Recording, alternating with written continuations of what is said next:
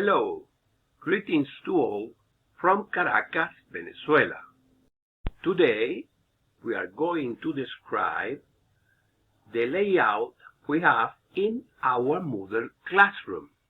First of all, we must point out that this virtual classroom in this virtual classroom we clearly observe 4 blocks, one upper block, one middle block, and 2 lateral blocks.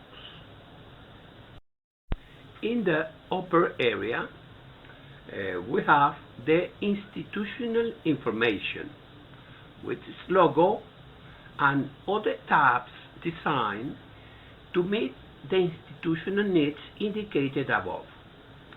We can even see on the right-hand side corner the information related to the user's profile. We also look at the general course information. Second, and more important, is the central area, where we have the course title and its overview, which clearly explain the learning strategy. In this block, divided into tabs, or it is divided in guiding tabs. It is that it's possible to navigate the block by scrolling up and down. I must comment that the course has an inverted classroom approach, since the resources are presented first and then the activities, with its respective follow-up. Thirdly, we have the block on the left, where we find the sequence of the learning experience.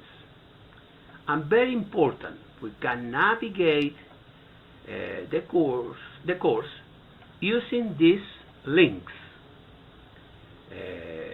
Very important to mention that this sequence changes according to the tabs in the central block. Fourth, we have the block on the right-hand side, in which we can see general information about the course.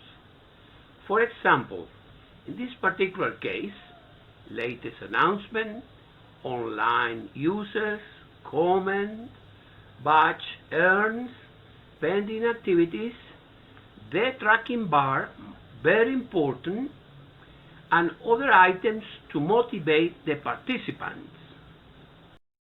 It is important to note that we can open or close this block on the sides and thus navigate more easily in the virtual classroom. Finally, I would like to comment that for new Moodle users, these configurations could look rather intimidating. This is why we must start our courses with a clear explanation of the different blocks in our virtual classrooms. Cheerio!